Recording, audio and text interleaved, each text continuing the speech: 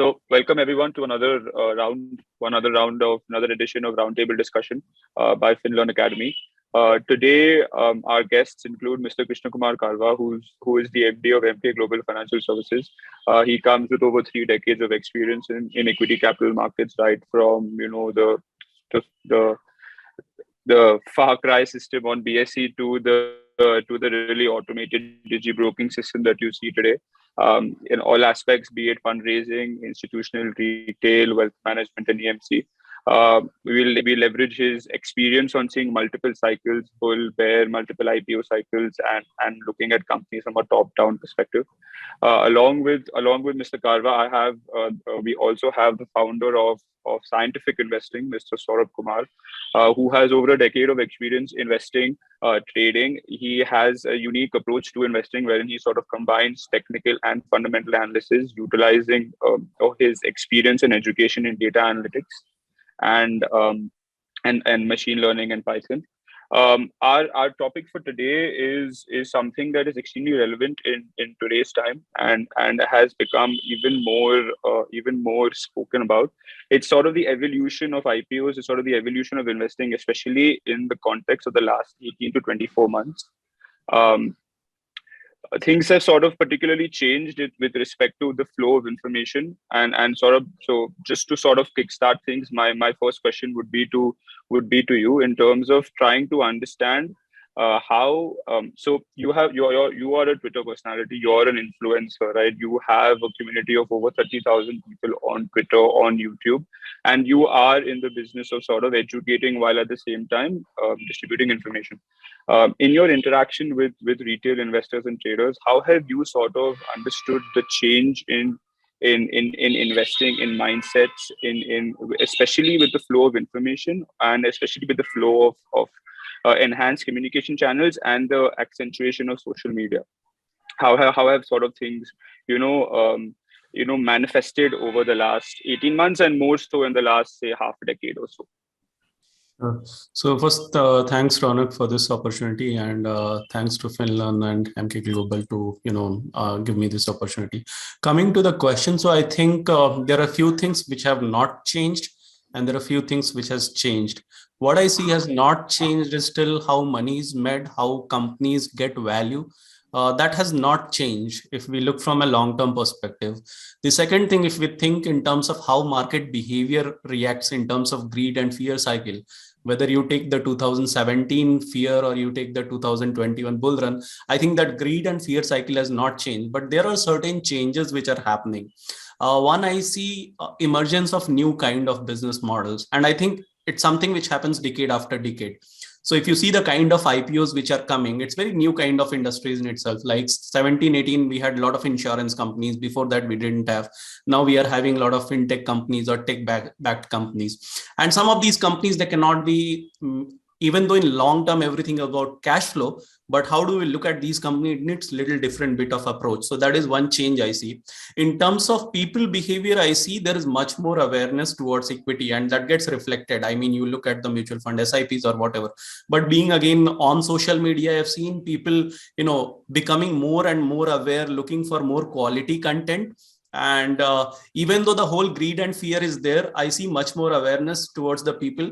The third thing is the information flow. I think last 5 years, because of social media, there have been massive change in the amount of information which is flowing. And earlier the challenge was how to get the right information, and now the challenge is how to filter the wrong information.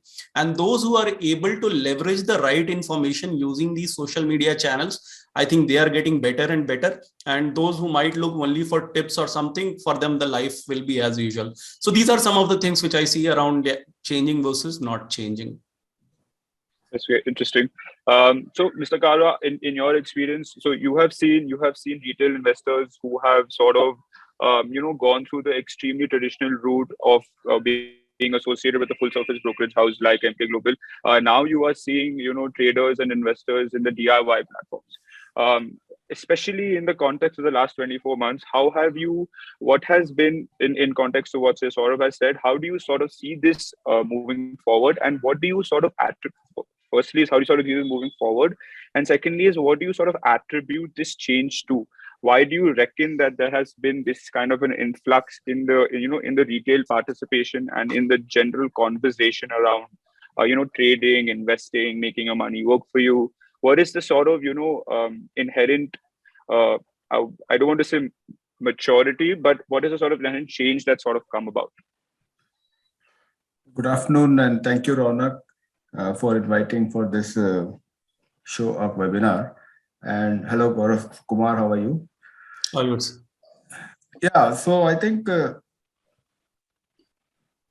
let's put it this way, that the infrastructure for retail investors to participate in the market for in the last 5-7 years has been always been very strong, which is that you had online broking possibilities, and you had the ability to trade on the mobile, etc. I think what happened, the trigger has been in the last 24 months, we have seen a massive increase in participation. With the lockdowns, people were all waiting at home, and it was very easy to get onboarded onto the platforms of various discount brokerage houses. Information was never a challenge. People had time on hand. And yeah, also what happened was that after the collapse of March 20, in the 2-3 months after that, you could see the global markets rallying. You could see that there was a lot of effort by the government, by central banks across the globe in injecting liquidity, and markets have started improving. That created a self-fulfilling cycle where more and more retail traders, investors who didn't have the ability to go out and work because of lockdowns, but from the comfort of their homes, they could participate in the market, and also they could make money. That was the first trigger which you could see in the massive rise that has happened in the participation by retail investors.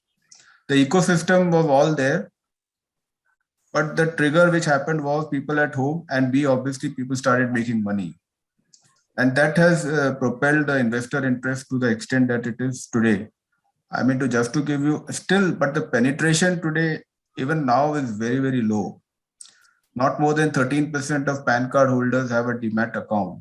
And the demat account number itself is less than 4-5% of the population of the country. Even today, what we have is only some 65 lakh demat accounts. So the penetration being very low, my understanding is that and even now going forward, also we believe that the economy will continue to do well. So investors who have tasted blood in the last 24 months, new investors, etc., who have made money in the markets, they are not going to go away in a hurry. As long as they can see economic growth and stock prices, stock markets doing well. That is about direct investing. But even otherwise, if you look at the returns that investors have made by investing through indirect investing, which is through the mutual funds, I think the maturity level of investors over there also has increased tremendously with the returns that they have made. And the mutual funds themselves in the last 5-7 years have done a lot to educate investors. So SIP as a product, systematic investments that they make on a monthly, weekly, whatever, that has delivered, enabled investors to invest across cycles. And today the returns that the investors are seeing are very good. So my judgment is that, and also mutual funds have now come up with various different kind of products to suit different tastes of investors in terms of some may want to do large cap, mid cap, small cap, flexi cap, etc. I think all those kinds of product maturity also come into play. So going forward also, I believe that whether it is direct investing or whether it is through mutual funds, both ways, I believe that there will be a massive interest which will continue because of the growth opportunities that the economy is expected to have and the under penetration.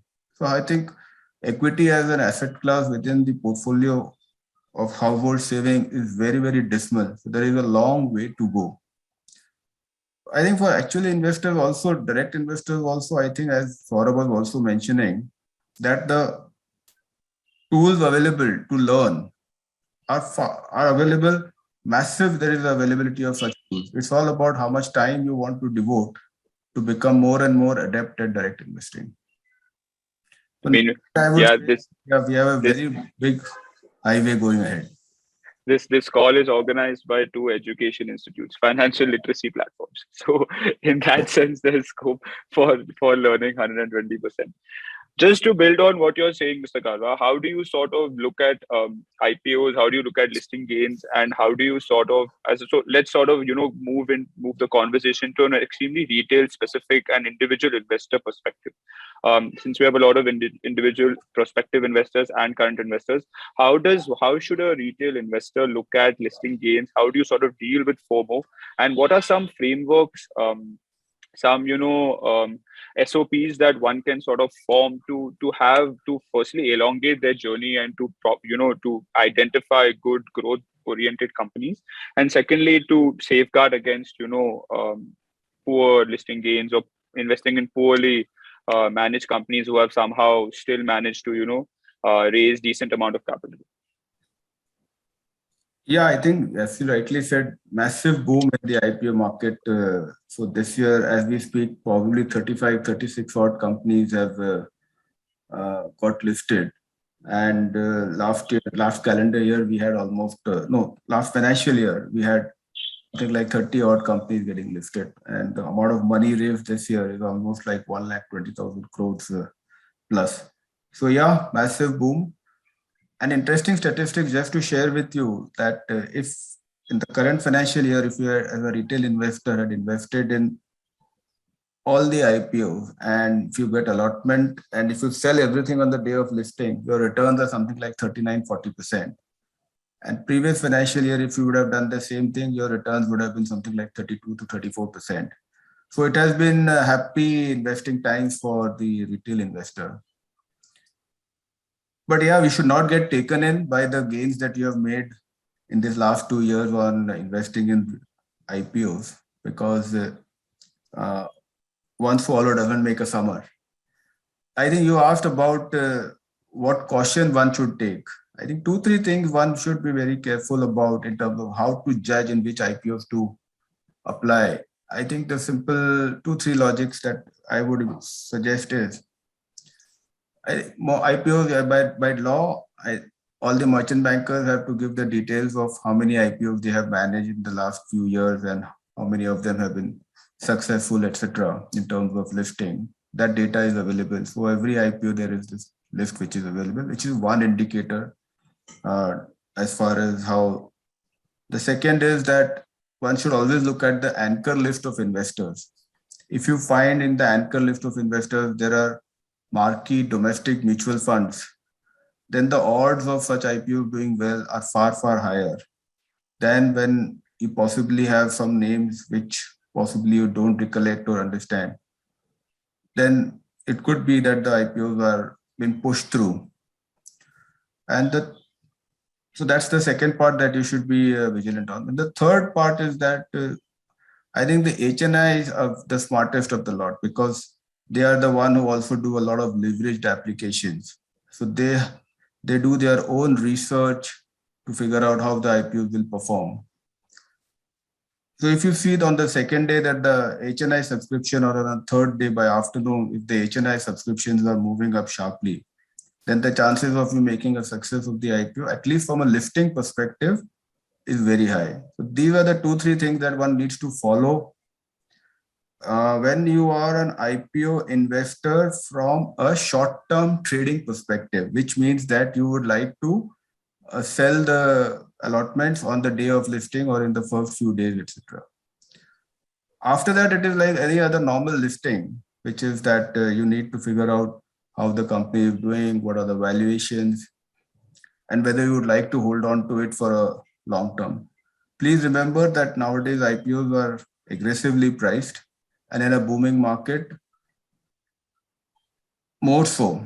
So what IPOs, and we have also seen in the last few years that many companies which were struggling to IPO maybe 4 years ago, but in a booming market, many things goes through, and some of them have been able to get listed in the last few years, and also post-listing, they have got good valuations also.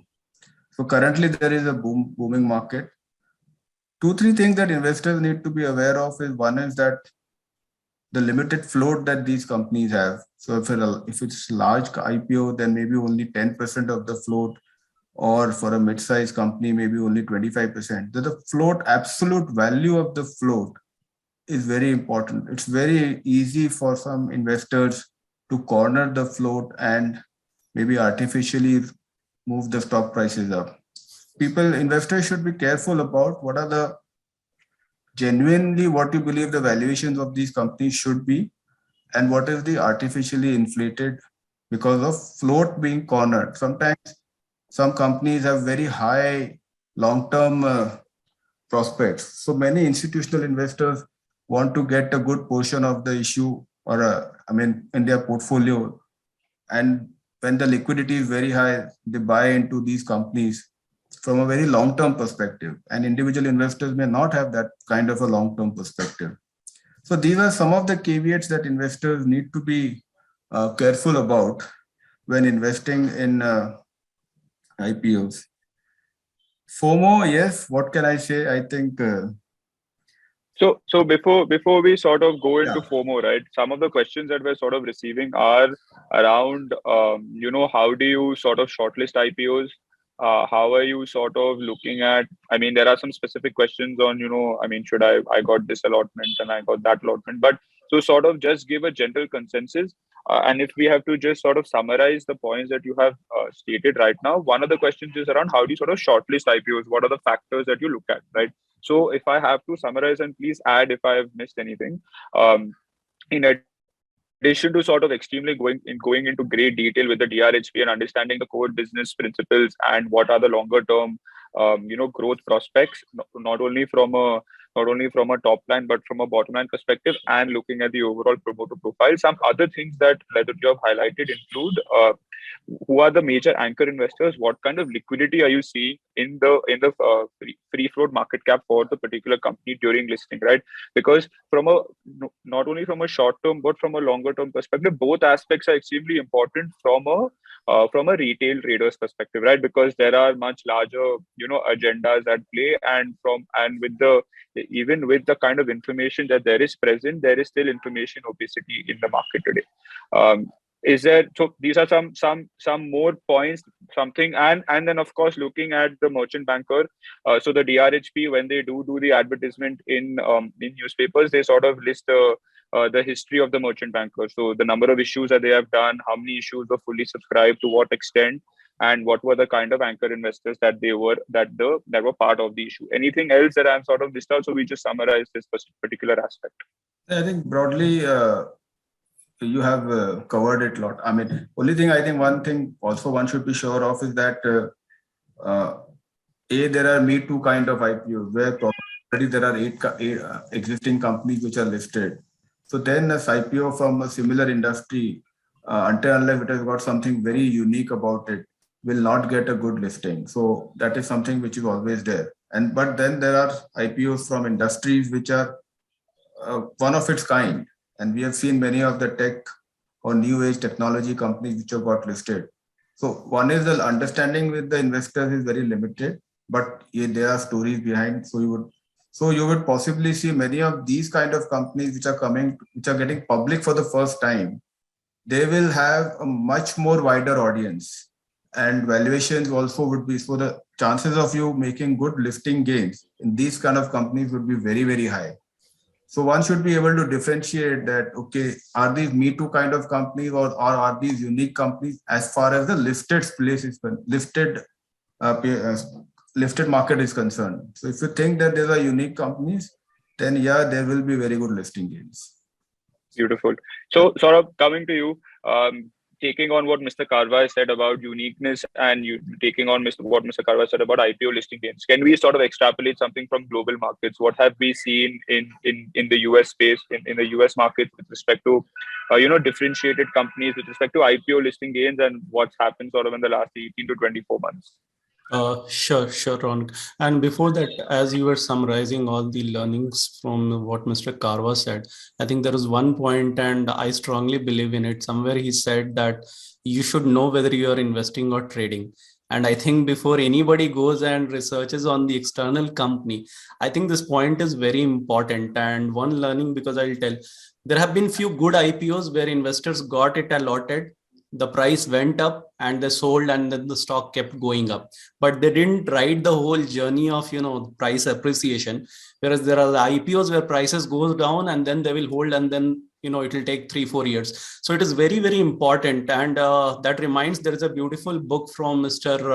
Parag Parikh on value investing and behavior, and there is a chapter allocated to IPOs where you have data of last 20 years, how the IPOs have done in next 1 year, 2 year. And my learning is, again, as he said, it's not that IPOs don't make money. In fact, he gave us stats about the current IPOs. IPOs do make money, but in the long term, it's all about performance. And IPOs in bull years have poor performance. Like if I take all the 2017 IPOs, only 17 or 23% have given more than 20% return. If you go in bull market, after 2-3 years, it's all about earning, and not all the companies will have good earnings. So knowing whether you are investing or trading is very important. And then now coming to the global experiences, this is very interesting because the kind of IPOs which are coming in India and what we have seen in US, there are a few learnings, to extract out of the US market. In US also, we have seen tech IPOs, and I can categorize in two parts where there are certain IPOs which were also projected as tech, but they went up, and then from up, they are now 40-50% down, versus there are IPOs which are again projected as tech IPOs, and they're still up. And both the kind of companies, both are making losses, and still one is 50% down and one is a lifetime high. So I will name few companies. I don't know if all the audience have heard, but they should go and research. So on one side, we have companies like Datadog, Snowflake. Now these companies are in the cloud database side or analytics side, those kind of companies. On the other side, we have companies like Uber and Lyft. If we look at companies like Datadog or Snowflake, one thing is there, all these companies are making losses, but the companies which are not falling, they are on humongous top line growth curve.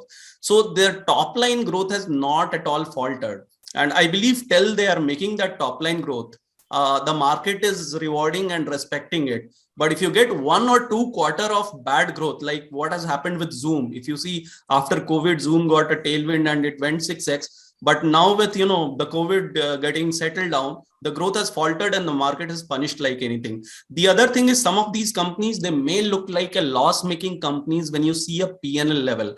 But when you look at the cash flows, these companies are not actually loss-making.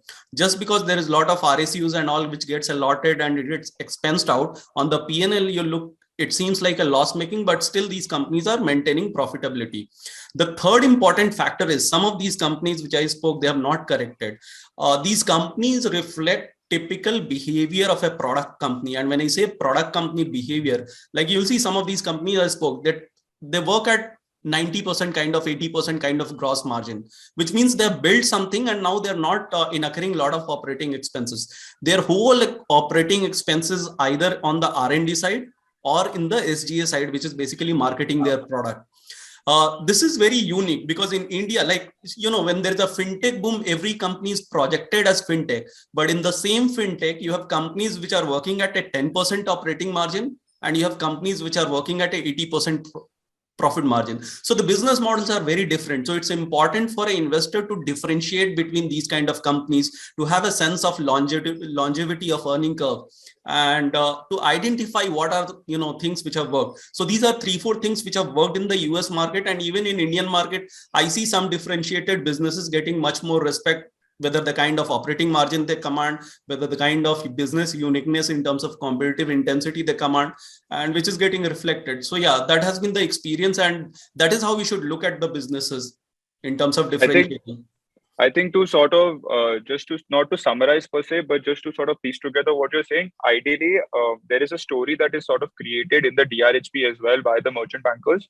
As a retail investor, right, what is extremely key is to go beneath that story and to sort of go beyond those words. Because what you rightly have categorized here is if there's a 10% operating business versus an 80% PAT margin business, right, both can't be categorized as fintechs, right? Because ultimately one is actually tech, the other is a pseudo tech business that's masquerading as a technology technology business, right? Because otherwise you would not have this bipolar margin profile. So it's extremely key, regardless of whether you're looking at the DRHP or a newspaper article wherein a story is being painted, to go and look at it from a layered perspective. And that's what sort of, builds on to my next question to you, Mr. Karwa, with respect to how do you sort of justify, right? Because Saurav has alluded to growth being extremely key. In global markets to sustain these kind of valuations. Now we've seen the likes of Paytm, we've seen the likes of Nykaa, we've seen the likes of Zomato list, right? And we have all seen those social media pictures of comparing these company market caps and their profit profiles with, say, incumbent players with 5x in terms of profit and much more seasoned business operations and sustainability, right? Yet there is a stark difference when it comes to their valuations. So how do you as a business owner, as a business investor, justify and preempt these things? And how is it that you would guide a retail investor to do the same? What would you sort of use as not a particularly a framework, because how many frameworks are you going to have, but how do you sort of judge and how do you sort of look at it from a longer term perspective? Yeah, I think most of these unique companies that we have, technology-driven platform companies, etc., that we are seeing getting listed, honestly speaking, they may be unique to India, but they are not unique in a global context.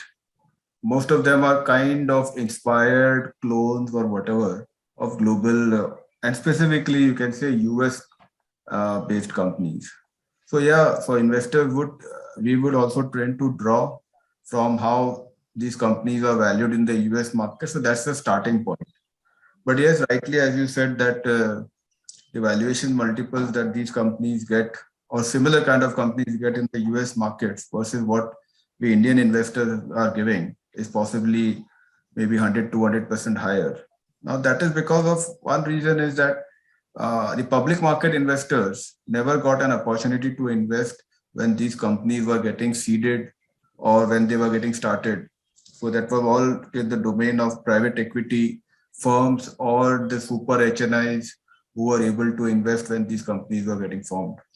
Now, when these companies are listed, obviously there is a lot of excitement that investors have and would want to invest in these companies. And when you are getting listed in a bullish market environment like what we are, so these companies, because of their uniqueness and the dearth of such investment opportunities for average public investor, so they are getting the benefit of that in terms of the high valuations that many of these companies command versus their US counterparts.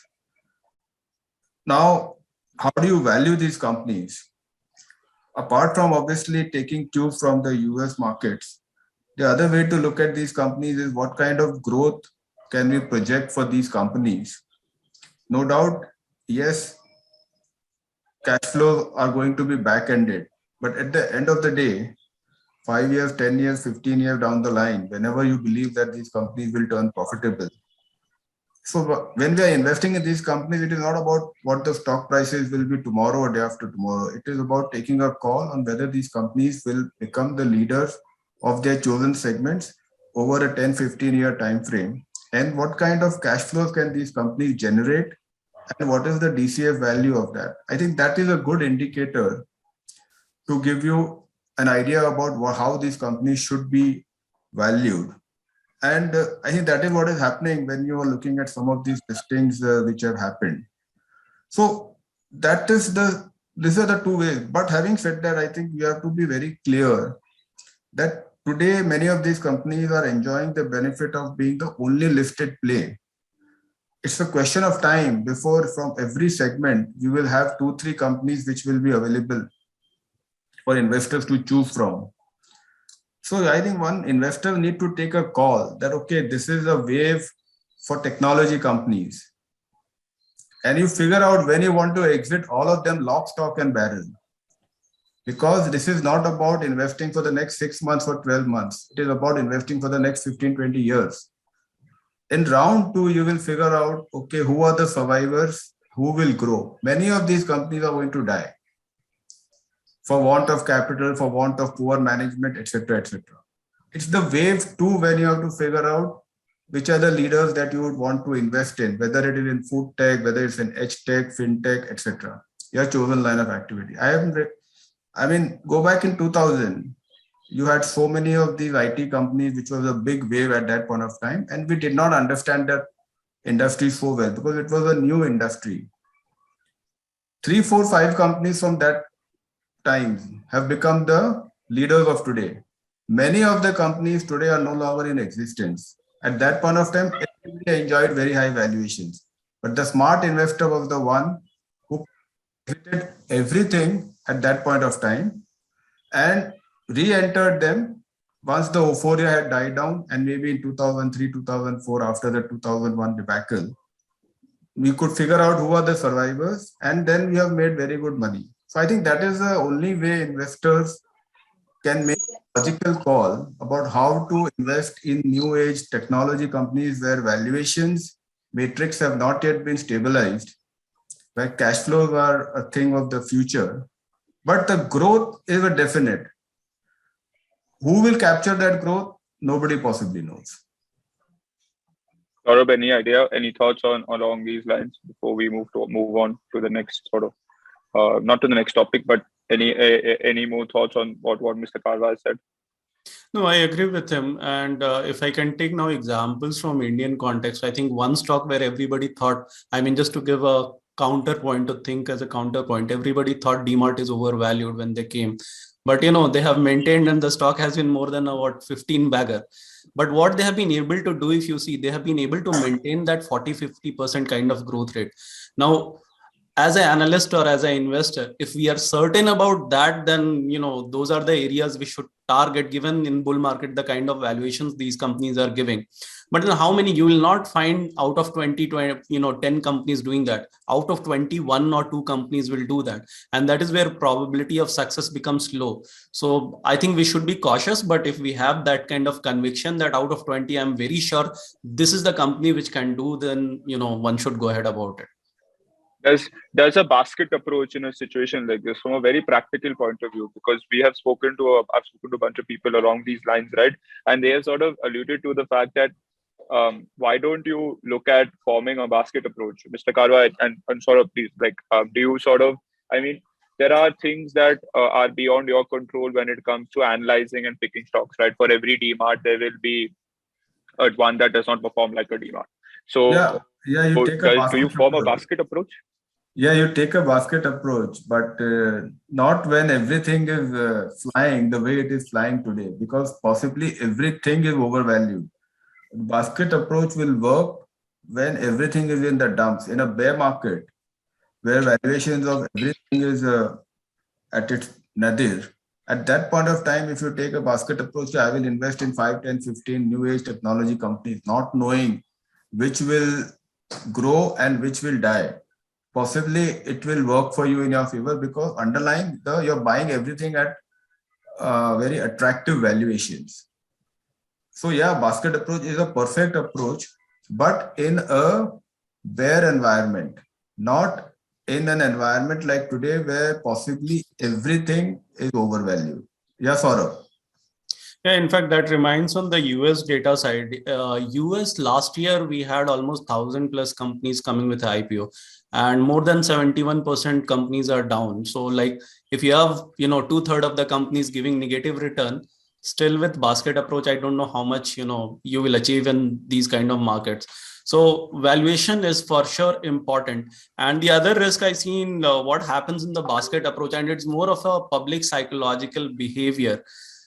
We book profits early and we hold on to losses. So even if today you build a basket, after 1 year you make 20% profit and you are happy, but the losses you are holding. So again, it's not going to work. So even the basket is not only about making the basket, but maintaining the basket for a longer duration and let the winners, ride that journey. Really interesting approach, yeah. If I have to look at history, right, and Mr. Karwa, you alluded to. Okay, so one person has sort of asked a question on the LIC IPO. This is one thing that has sort of come multiple times before, but just since that we're talking about IPO, since we're talking about valuations, your thoughts individually on the LIC IPO and what can how it can sort of manifest going forward. Yeah, I'm sure investors are looking forward, and more than local investors, I think it's the largest insurance company in terms of the size and scale that they have in India. And somewhere I read that the number of policy holders that we have in LIC is probably, in terms of populations of countries, maybe it's the number 5 or number 6 in the number of people who own LIC policies. What I'm just trying to say is that it's an IPO which is being looked forward to in terms of global investors, big sovereign funds. Everybody would like to have a piece of the action. And because I believe that the IPO size could be anywhere between 40 to 50,000 crores. So it will be only a small percentage of the float. So you will possibly have a few more follow-on issues, etc. Maybe 3, 4, 5 years down the line also. I think investors need to understand that apart from the individual opportunity in the LIC IPO itself, which is the valuation at which it will come, it will become part of all global and local indices quickly. And today, passive investing is becoming equally important as much as active investing is concerned. So you will continuously see, once the LIC becomes part of various indices, that there will be a lot of global and local passive money which will keep on going into into LIC. So it will always have very good valuations. And I think even generally investors should be aware of the importance of passives, which is how indices are flowing, what stocks are coming into indices, local and global, and what is going out. Because whether we like it or not, you may find individual stock valuations being more expensive than normal. But if you have passive investing coming into these kind of companies, then the valuations will remain on the elevated side. IPO, everybody is looking forward to. And not only from an individual IPO perspective, but I think it will also it will possibly have a lot of demonstration effect on the public sector itself, other PSU companies, because a successful LIC IPO, a few successful divestments will also lift the valuations of across the board of all listed public sector companies also. So investors should be looking at it from both perspectives, individual LIC IPO, but even otherwise, wherever you find that public sector companies are attractive, and if there are some strategic divestments expected, then that could also get a leg up. Yeah, that's from my side. Interesting. Saurabh, any thoughts? So one, LIC, it's a life insurance company, and I don't know how many of people have gone and studied a life insurance model in deep. Personally, I found it one of the most complicated sector. And also, if you see the whole profitability, it's all actuary. In fact, 3 years back when all these life insurance companies came, so one exercise I did is I went through all the continents to see where life insurance companies has created huge wealth. And I couldn't find many life insurance companies which have created wealth. General insurance companies, yes. And whenever a recession kind of situation came, like a 2008 or something, the life insurance companies suffered more because all their numbers went haywire. And it's all actually, if 1% your interest rate or population growth rate, death rate, everything goes for a toss, you get impacted. So I think, and every business goes through the cycle of risk. So anybody who invests, I think they should try to understand the complexities of these business model. And, we should try to first understand and then think about, getting into these kind of complicated sectors. Of course, being the largest life insurance company and all, this will be worth looking, but these are things also we should take care of. So building on, so Mr. Karwa, do you have something else to add to this? Fair point. I think, Saurabh hit it on the head when he said that valuing insurance companies is a job for PhDs. And maybe even so for average individual investors, possibly it is very difficult. But I think the growth opportunities because of the underpenetration of insurance per se in the country, I think that is what will attract global and local investors to invest in. And we have seen the kind of shareholder wealth which has been created in many of the private sector insurance companies, which have got listed over the last 3-4 years. So yes, I think the understanding which was there in the ecosystem maybe 5 years ago about how to value insurance companies was bare minimum. But I think over the last 4 5 years, people are, I mean, the analyst community or the investor fund manager community has moved up the curve in terms of how to value these companies. And we have seen very good growth. Many of these companies have been able to show in terms of the premium, etc. And the industry has become much more mature than what it was, say, 5 10 years ago, where 10 years ago, I think ULIPs were sold big time. Now I think protection products are being sold much more. And so net, yeah, it's a valuation, how it is valued, etc., will be a big challenge. But I think under penetration of insurance itself will attract investors to invest in LIC. That's Interesting. yeah. Interesting. To sort of build on what this question is, and this was one of the other questions that I also had, and as well there is a question from the audience. I'm just going to sort of edit it a little bit and ask it. Sort of, how do you initially look at analyzing Paytm, and then secondly, how do you sort of look at Paytm versus Bajaj Finance, who is sort of doing a lot of the things that a Paytm is doing, and at the same time has a longer track record of generating much better, lack of better word, returns.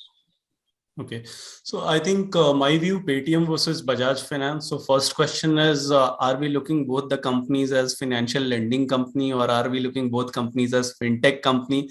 Because we shouldn't get, sometimes we take it as fintech company, sometimes lending company. So I think we should be very sure. Now coming in terms of, again, if we look at the numbers, if you see Paytm, it's a very, very low margin business. A very low margin business that itself signifies the kind of pricing power they have. And if we bifurcate the revenues of Paytm, we see in every section, they are competing with a lot of companies, and there is nothing greatly unique about it. Whereas if you look at the Bajaj Finance history, I mean, they have been able to identify areas before, anybody could, and they have gone like right from, 2010 when we go to purchase the TV and the whole EMI thing. Many times they have been able to identify areas where they could grow, without having much of competition. The other thing is, in terms of the asset quality, I believe in banking, and frankly, I have burnt my hands in banking in one bank in 2016-17. So I believe in banking, all this lending business. Your profits are front loaded, but all the bad news that will come after 4 or 5 years. And it is, I feel it is good to look at a company which has a strong history of how their lending quality has been, what kind of balance sheet they have maintained, what kind of NPS they have maintained. And that way, if we look at Paytm, the businesses which they will go in, they are still unproven. Whereas Bajaj Finance, we have seen Bajaj Finance in a demonetization, we have seen Bajaj Finance through GST crisis, we have seen Bajaj Finance in this 2020. So I think there's a history where it is proven about the kind of lending quality and all they contain. So based on all of this, I feel we cannot compare a Paytm versus Bajaj Finance. Paytm will have to spend more time in the market to prove themselves, how good they are, and the margins and all. It doesn't, give a lot of hope in terms of whether it's a differentiated business, because it looks like any other common business. Yeah, to add to what you said, yeah. So Ronak, if I can just add, yeah, I think technology will be an enabler. Technology cannot be a differentiator. The differentiator is the business itself. And I mean, I believe that all the top banks and the NBFCs in the country and across the globe, they can easily, and they are also aware of whatever technology platforms are available, and they themselves are investing in various technologies to be up the curve or to be at par or better in terms of offering to their customers. So my sense is that technology-wise, none of the banks or none of the NBFCs is going to be behind the curve in applying various tools available as they reach out to customers, as they reach out to offering various products in the digital world of today. So that is where I think the fintech companies, many of these, but there's so much of private equity which has got funneled into various fintech companies. So these fintech companies will keep on chipping away at some small parts of the lending business or the deposit business, etc. My take is that many of these fintech companies will have to finally collaborate or will get folded into these banks or NBFCs. By itself, as a standalone, their business models, can they justify their existence with the kind of burn that they have? Possibly is going to be very difficult. So I think we'll see a lot of collaboration between the fintech companies and the banks and the NBFC, and many of them will possibly get folded into the banks and the NBFC. That's the way I believe the evolution will happen. In the interim, till this whole disruption reaches its logical conclusion, you could possibly see that many of the NBFCs, banks, valuations from the public market could get, may suffer because of the fear of how fintech will disrupt them. We don't know. I don't have an answer to that. So as Saurabh rightly said, I think to compare these companies is actually not the right way, because the disruptors are all evolving, and the existing companies which are there, they have a very strong, robust business model and the ability to fund investing in technology as they evolve with the times. I don't know. So, understood. If I have to just circle back to the likes of Paytm, right? And I just did some pretty nascent research in terms of valuations, which is what we're talking about right now, right? What is it that we can extrapolate, Saurabh, from global comparable companies? Say, for example, a Square or a PayPal. When I look at Paytm, or other e-commerce players, when I say I look at Nykaa, even though it is very niche in its offering. These guys have listed at price to operating revenue that are in multiples of what your globally comparable companies are trading at. So how long do you envisage that staying? And as a retail investor, right, what is it that you need to do to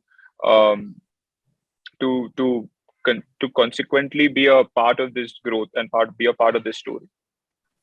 Yeah, so I think first thing, we should first understand the business and the differences. Like Mr. Karwa said about, even though some of these companies today you don't have cash flows, but the whole thesis is over a period of time, cash flows will come. And that is how they're getting valued. And for cash flows to come, they need to break even, they need to make profit. So the first thing is, when you're paying so much of value because they're trading at 30, 40 times price to sales, what is the growth rate you're expecting? And rather than going with a DCF, I might go with a reverse DCF approach, where I should know that, if this company to sustain this kind of valuation for next 10 years, the company needs to grow at 40%. So the question is, does the business has that kind of barrier to entry or uniqueness? I mean, it goes to the same old copybook style investing.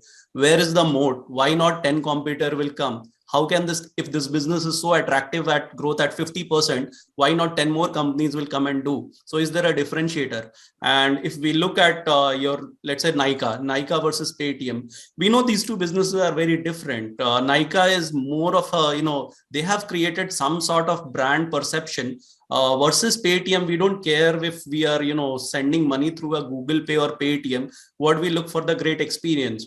Versus Nykaa, which works in a very different operating margin. If you look the kind of equity dilution which has happened in Nykaa to make it profitable versus Paytm. So we should look at all these things. Ultimately, we need to identify which are the businesses which have some kind of differentiated growth, some kind of differentiated model to justify those valuations. And then we can see whether these valuations can be sustainable or not, this growth can be sustainable or not. And then we should look at it. Again, coming to US, again, I would highlight a business like a PayPal. Now, PayPal shares have fallen, but the big reason for fall has been the kind of international growth which was expected out of PayPal, and the way, all this one in terms of data privacy, what is happening, whether every country's data need to stay in the same country and all, plus, the emergence of NPCI and all. There is, of course, some kind of threat to PayPal business which can go global. That is my initial understanding. But again, these kind of business models, when you look at PayPal and some of the US models, I believe in US, there is a lot of product-based businesses, the kind of, operating margins they sustain versus the Indian company. There is a lot of difference, and we should try to understand why that difference exists and which is more sustainable. the scalability in terms of for US companies to go global and the kind of revenue which they, garner globally versus their own country versus India. There are a lot of differences. So we should not only see as the valuation like in US, if it is getting 30 times, in India also it should get. There are various differences. We should look at all these differences and then try to identify, which are the businesses which are little differentiated, and then, look to invest in them. Interesting. In our conversations, right, and just to sort of, given that we are talking about, listing gains, and we are talking about getting into these kind of businesses, we had actually discussed the topic of looking at, or actually identifying multiple entry points in companies like these. Mr. Karwa, do you want to sort of just delve deeper into the fact that, listing gains and FOMO, of course, is one aspect of it, right? But looking at and finding multiple entry points in stories from a longer term perspective to, I mean, you may miss the initial pop, right? But do you win the bigger pie in the process? Do you want to sort of go deeper into that aspect of looking at and investing in IPOs in bull markets, which is extremely important to sort of understand? So, Ronak, as I said that, and even Saurabh also agreed that, first of all, we have to be very clear that what are we? We are investors or we are traders. Like if you are traders, then obviously you invest in IPOs and for that listing pop, and you sell it off because you have made your returns and you don't care about it, what happens to the company after that. But if you are a long-term investor, then it makes sense, to assess whether the current valuations of these companies are, how far in future are they discounting. Like if you believe that any company, I have always believed that if you believe that any company is discounting 3 to 5 years ahead, then it makes sense to book profits, because there are various events which happen in the history of capital markets, in the history of a company, in the competition, etc. You will get better opportunities to invest, provided you have the discipline to get back to these companies at the right time. So timing is not very easy to do that, but if you can do that, then nothing like it. But having said that, I think one is how far in the future is it getting discounted? And that is the most important thing. And investor, it's very good to say that I'm buying a piece of the business and I'm there for the next 20 years. But in that 20 years, there will be many ups and downs. Any investor, I think, needs to first of all look within himself, that does he have the psychological built up capabilities within him to see a 30, 40, 50% notional mark to market loss on the stock that he has identified. And that is also applicable to whether it's any old brick and mortar company, whether it's the normal financial services company, or whether it's these new age technology companies. If you look at the history of Apple, look at the history of Amazon, etc., there have been various instances where there have been mark to market, or the stock prices have corrected by 20, 30, 40%. And maybe they have had a few flat years also. So that kind of patience one investor has to have. So if you believe in the long-term story, but also you know for yourself that even if the stock corrects by 30%, I'm not going to sell at the wrong time out of panic.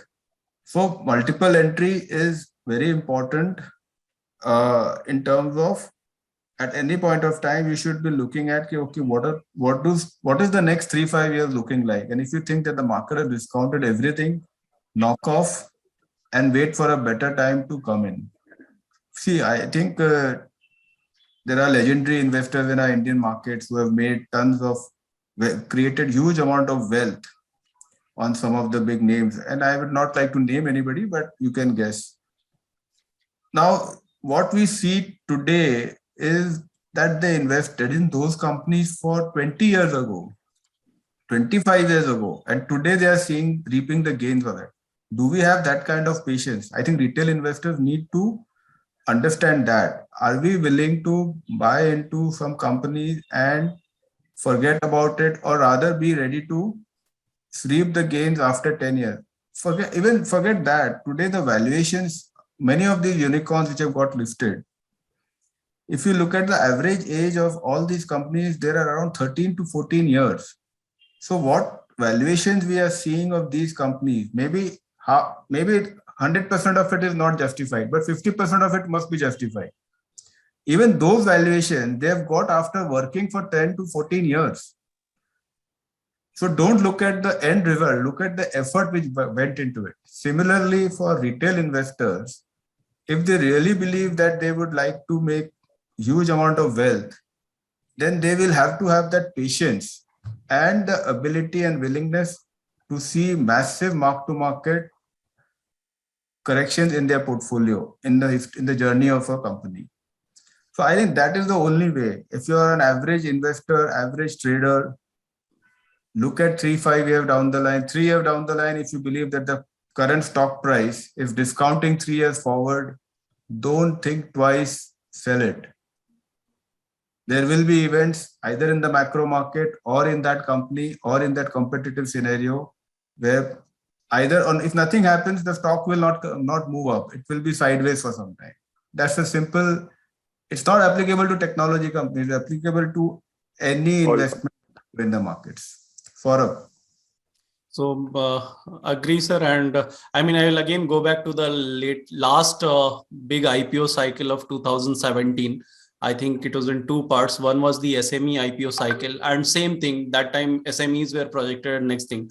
But I will take example of the IPO which had the highest subscription that year, Quest Corp. I think it got subscribed 147 times, and that was the highest oversubscription in the history.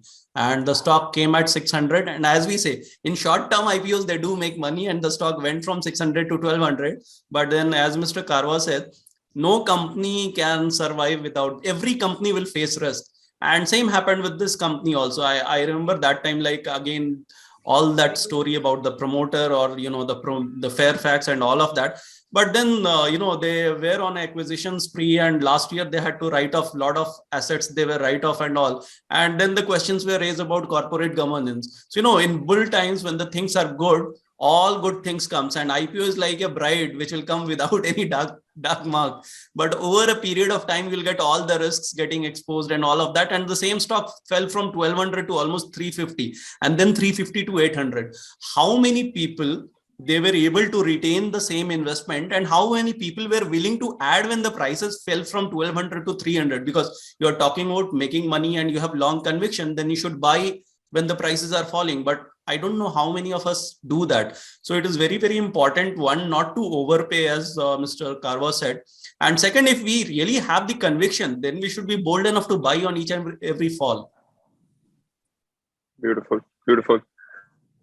Yeah, so that was a really interesting discussion along, you know, IPOs, along investing, how the retail space has evolved, how companies have evolved, how valuations are functioning, how important growth is in the larger scheme of things, and how to sort of find multiple entry or exit points depending on your conviction.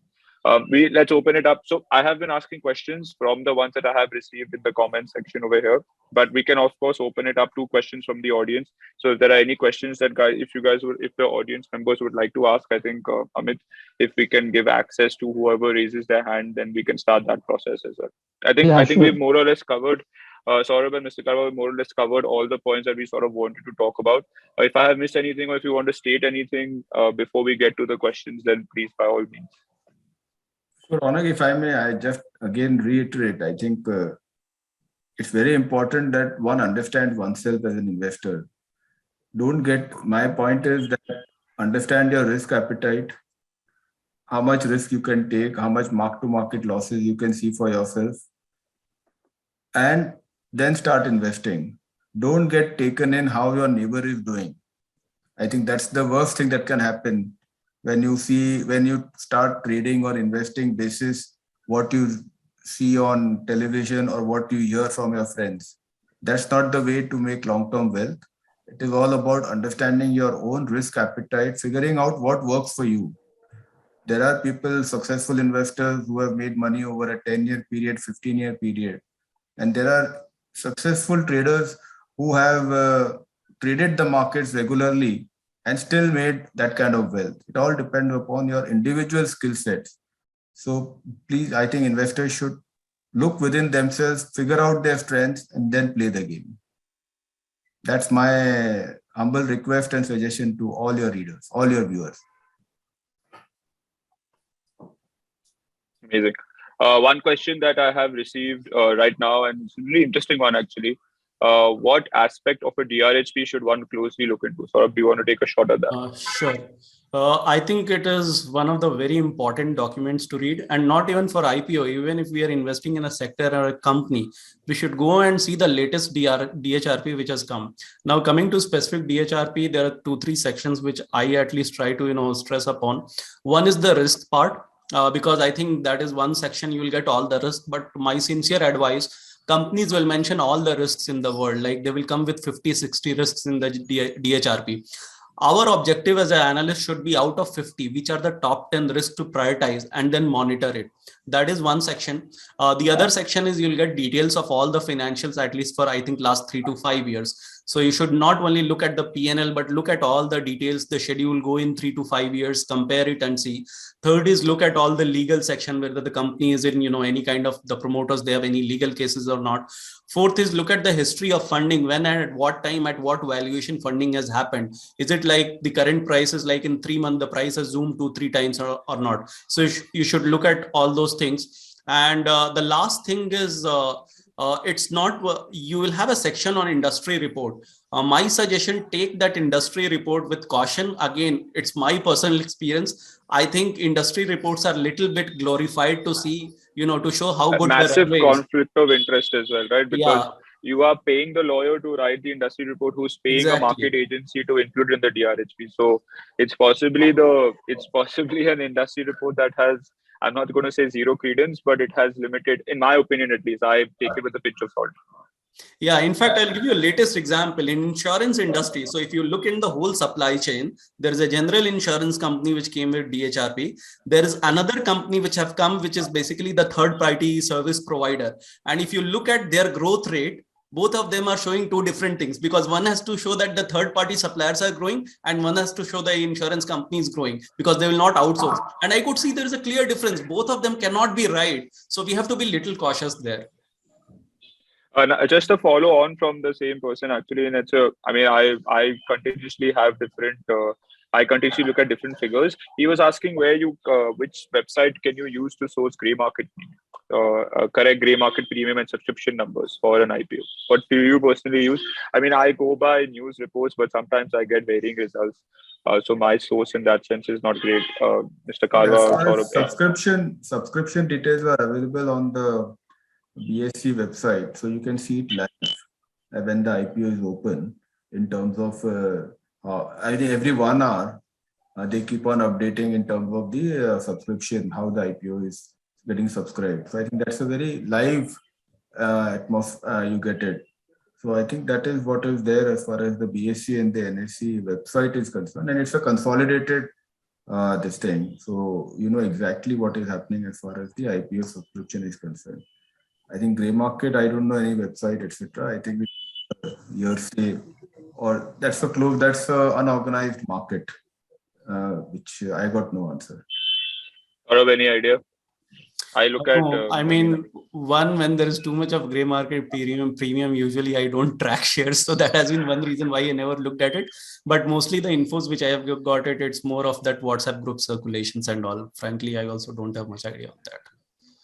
Okay. I think, you should be very careful, as rightly Saurabh said, that, gray market should not be the prime driver for you to whether to subscribe to an IPO or not. I think you should be doing your own independent assessment of the prospects for the company, whatever little you can read, understand, etc., and then take an independent call. Because at the end of the day, gray market is what? If only so many shares changing hand, which could be very marginal and a small number of shares. Demand supply in that market will determine that. So I think it's not an indicator. In case in point, I don't know what was the gray market, but yesterday a stock got listed 20% below its issue price. And it got 40 times oversubscribed in the HNI section and 10 times subscribed in the QIP section. And yesterday it got lifted 20% below issue price. So how do you make anything? And you would imagine the gray market would have been It Yeah, would the have gray had a market good was grey market. decent. The gray market, whatever, must have been decent if it got in the HNI section. Fair enough. It's best to Uh, make an independent assessment.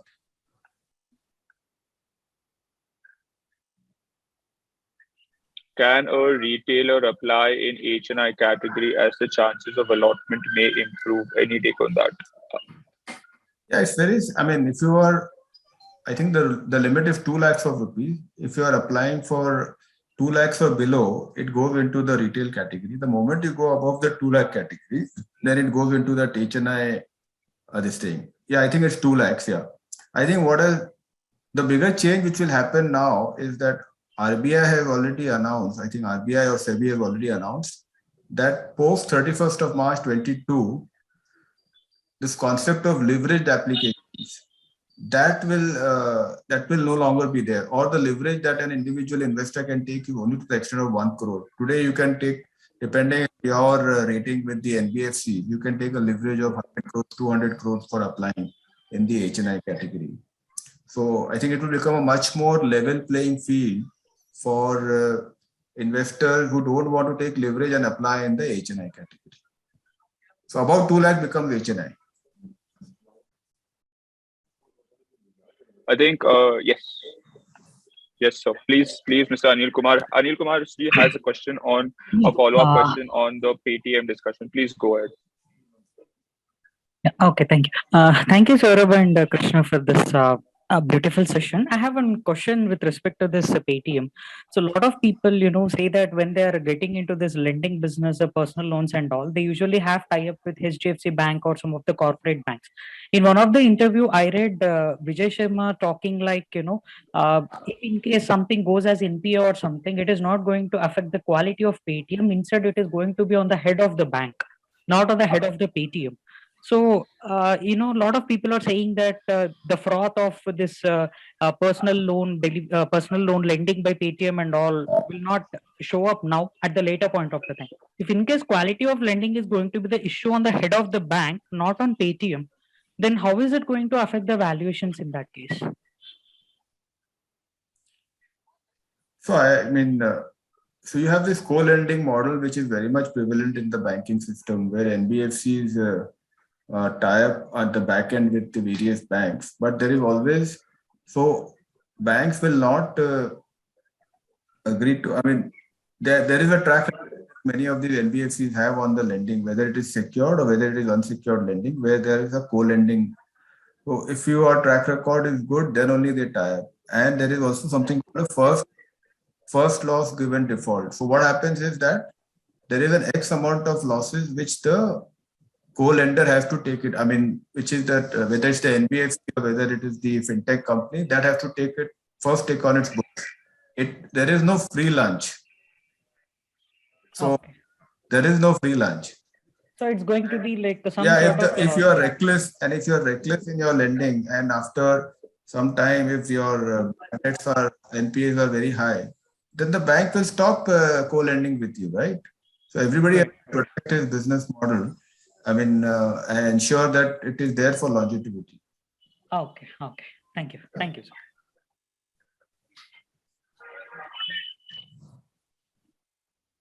There's another question. Please go ahead. Yeah, thank you for this opportunity. So, two questions.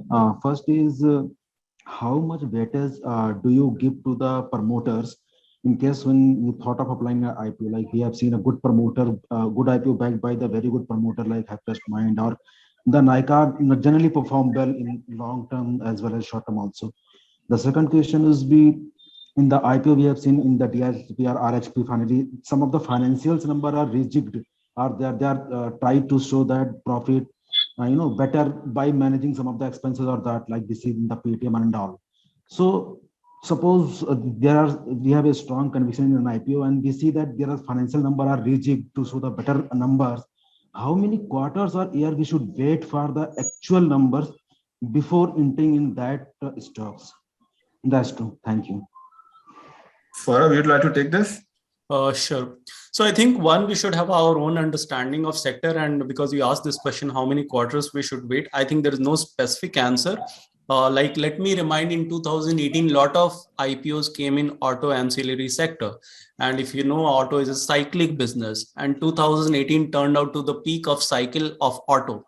So, when you're getting into an IPO, which is coming at the peak of the cycle of the sector, when your top line is at its best, margin at its best, and if you are giving the best possible valuation, and then the cycle turns around, then you have to wait, because then your revenue will fall by 20%, your margin will reduce, then market will derate you. So there is no one specific answer. I think it will differ case to case basis, but these are the things which we should be cautious of. The second thing, as you rightly said about, we are not aware of the promoter. And for me personally, in IPO, the biggest risk, I still can forget valuation, but for me, the biggest risk in IPO always remains that I have not seen this promoter, how he is in his public behavior, whether he's going to treat the minority shareholders well or not.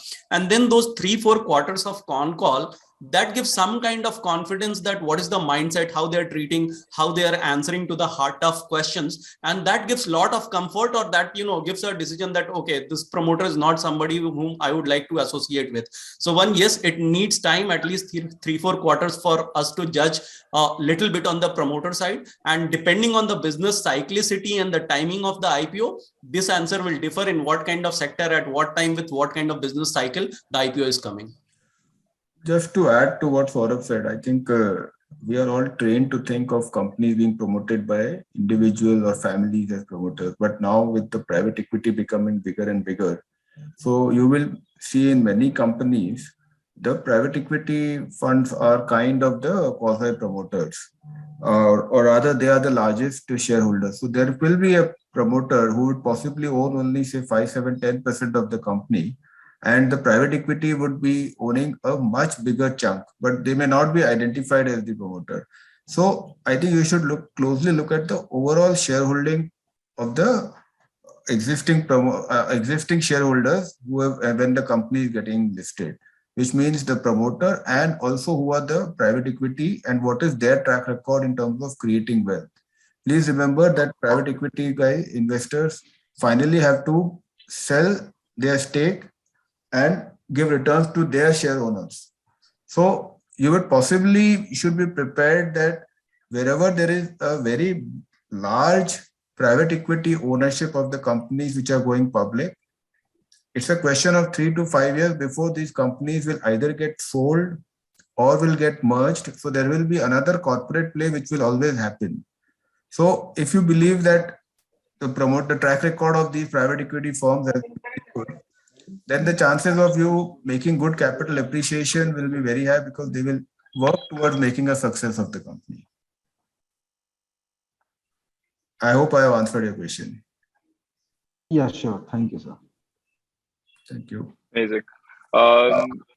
Any other questions from the audience? There are a couple of questions in the chat. 1, 2 on Saurabh. I think one person is asking two questions actually. One was on any good valuation book recommendations, and there was another question on which book you referred to by Mr. Parag Parikh. Sure. So on valuation, I think there are 2-3 books I can say.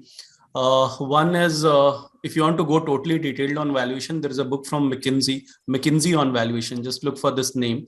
It's a very detailed book dedicated to valuation. Then Mr. Aswath Damodaran, he has written few books on valuation. Plus he runs a full-fledged website where all his learnings, whatever he has taught, that is available. So you can look at these 2 things. But again, my humble advice, don't get very, very strict with valuation, because many times we think things are overvalued and then it keeps on flying. And for a reason, I can take an example of Astral. 4 years back, it looked overvalued. But now when you go back in time and you do valuation of Astral based on the kind of growth it has shown, it will look like, okay, it deserved this value. So use these books as valuation technique, but valuation is something which I feel is more than an art. So it's it's an experience apart from that theory. So that's on valuation. The second thing, the book by Mr. Parag Parikh, he has written 2 books. This book is called something related to behavioral finance. He has written only 2 books. And this book, the name will have this word behavioral finance. So just look for Parag Parikh behavioral finance. You'll get it. The name is little longer. Beautiful. There are some questions which There is one question, which I can ask both of you actually. Which IPO are you guys looking forward to the most in the future, in the near future? Saurabh and Mr. Kadar. So it's an open-ended question. You guys can take a shot as you like. So you want to start? Saurabh, you can go for it because I don't think so. I have any IPO in my mind that. Sure. So one I remembered the name. It's Value Investing and Behavioral Finance by Mr. Parag Parikh.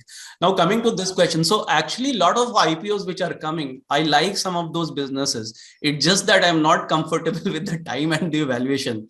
Like if you see Star Health, I really love this sector. I have done my work on the general insurance sector. I believe it is one of the good sectors to be in, especially in general insurance. Retail is one of the, between retail and government and corporate, retail is the best segment. So it's not like, they're not good sector. These are good sectors. It's only the valuation and timing which is issue. A few days back, we got an IPO, which was in IT sector, Latent View. Again, if you look into IT is, a composition of multiple sub businesses, and there are businesses which are growing at 20%. There are businesses which are growing at 5%. Now, analytics in IT is a business which is growing in 50%, 15% plus, and expected to do well. But again, we need to look at companies. Are they having differentiated model or not?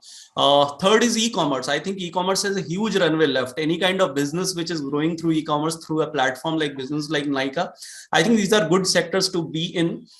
Next few sectors, not from IPO perspective right now, but I believe IPOs will come, and these are businesses which are growing at 15% plus.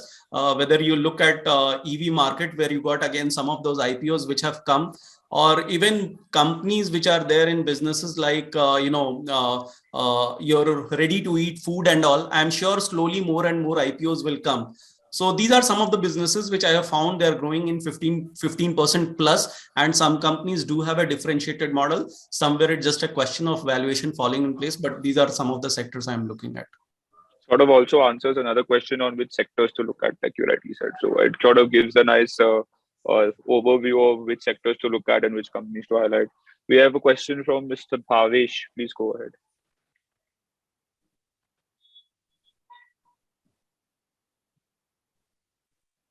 You are on mute, sir. I think you'll have to unmute him. Amit? Mr. Bhavesh, you have a right. You can unmute yourself now.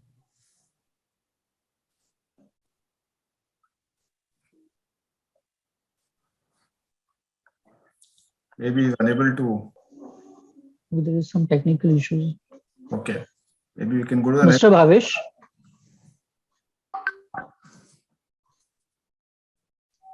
No.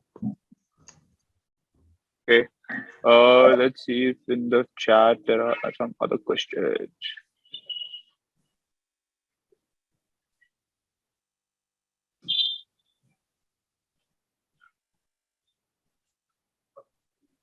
Okay. I think we've covered most of them. That we can sort of, if there are any more questions, then if there's anyone else, if Mr. Bhavesh can, if he wants to type his question, I can ask. But otherwise, I think we have covered a fair chunk of our questions. Do you guys want to sort of summarize this? A couple of people have asked this, and it's a very open-ended question in the sense that how do you sort of is there a criteria or is there a framework to highlight IPOs? I think we've discussed this in detail across the different points that we've looked at. But yeah, if you want to summarize, or do you want to summarize, like is there a basic criteria to shortlist IPOs, or is there something?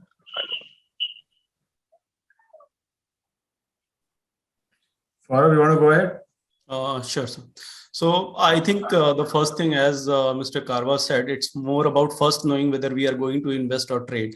And that will differentiate the criteria, because our criteria for investment and trading will be different. Now let's talk about investing. So when it comes to investing, it is first about understanding the business, the runway, the valuation. And is the runway good enough to justify? I mean, it can be a bit overvalued, like let's say 1 year, 2 year overvalued in terms of paying the price for next 1 year of growth.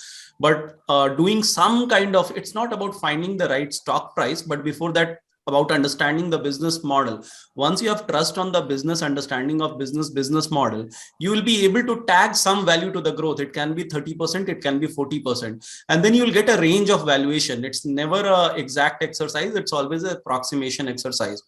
And then see what kind of valuation it is getting. Also understand the promoter, what the promoters have done in the history, whatever is there in the public domain. Building that trust is very, very important. Like some of the promoters we will already know, like something like a Thyrocare, I would say that I knew little bit about the promoter. It was not like a total new promoter to me. So, and then the characteristics don't change. It's the same profitability, it's the same return on capital, it is the same margin, or it's the same balance sheet quality. It is the same. What are the other companies in this sector? What is the overall return on equity of this sector? Like when I told you that I like general insurance sector, if you look at the general insurance sector, top 5 players, listed plus unlisted, you will see the overall the sector, once the companies are 4-5 year old, they do a decent 15-16% return on equity. If you see their 20% 20-year growth rate, they have been growing at 15%. If you look at the market size opportunity, it is humongous. So we have to look at all these things, and then promoter, then look at the valuation, and then if it falls in line with maybe 10, 20, 30% overvalued, it's okay, 1 to 2 year. But if it is too much overvalued and still you want to play it, then don't play by fundamental. Then have some kind of exit, have some kind of stop loss, some kind of technical analysis logic. Or if you are invested for long term, don't invest. I will not like to put all the money in one go, because I know it's overvalued. So maybe I will wait for it and I will buy in parts over 2-3 year period, because my holding period is going to be 10 years. So I don't want to buy everything on day zero. So if I see 40% correction, I will buy it again. So these are the different routes we can take, and this is what I will look at while investing in an IPO. Just to add, I think as far as there are some businesses which there is a touch and feel. So like many of the consumer brands or some products that you have experienced, 9 times out of 10, if you have had a good experience with that product and you invest in that, the chances are that you will end up making money. So some of the B2C businesses which get listed, there is a good feel about, by instinct, because if you have used those products, etc., what has been your experience? If consistently your experience has been good and you have seen those products around for years together, then obviously those kind of IPOs, despite whatever valuations you may understand, not understand, but still the chances are that such IPOs will tend to do well. As far as the B2C kind of businesses are concerned, that has been my experience over the years. And sometimes you are actually at an advantage, because sometimes when these regional brands get listed, if you are from that region, you understand the strength of that product or that offering versus the average investor in the other markets. But finally, these regional brands do well. So that's one. I don't know whether I've been able to convey to you what I'm trying to say, but no, I think it's a great summary for the session. I think putting together these 2 points in terms of, so what do you look at getting a framework in, how do you sort of deal with the noise, and how do you sort of even look at companies in terms of touch and feel? I mean, from a regional perspective, there are a lot of companies that we know because we're in the same region as them. So you have a much better handle on those particular businesses. So that should be a good, and if the company has been around for 20, 30, 40 years, and then it's 9 times out of 10, you will be as a successful investor. That's over a period of time. That's technology. Beautiful. And B2B businesses, the effort has to be much more to understand them. Because Beautiful. Touch and feel, or you have not experienced them as a consumer. But if you have experienced a product as a consumer and it's getting listed, 9 times out of 10, go for it. I think Sleepwell could be a good example of what you said, sir. Mattresses. Absolutely. I mean, we are, as a brokerage house, we are constrained of using names. So I'm just giving you a roundabout answer. Amazing. I think it's to summarize, I think we've had some great discussion points. We've got some good questions, and I think we've covered all aspects that we sort of started off to cover when we curated this kind of a session. I'd like to thank, and to sort of end it up, we had a nice summary when we looked at how to sort of have a nice criteria to shortlist IPOs. I don't think we have any more questions. So, firstly, thank you so much, Saurabh, for connecting with me and coming and sharing your knowledge here. And thank you, Mr. Karwa, for giving us time on a Saturday evening like this to discuss wide-ranging topics. Thank you very much, and wishing all your viewers a very, very happy New Year, and may you continue to grow manifold your wealth in the coming years. Yeah, thanks, Ronak. Thanks, Mr. Karwa. Thank you, May best Saurabh. wishes Thank you. to everyone. Thank you. Thank you so much, guys. Thank you.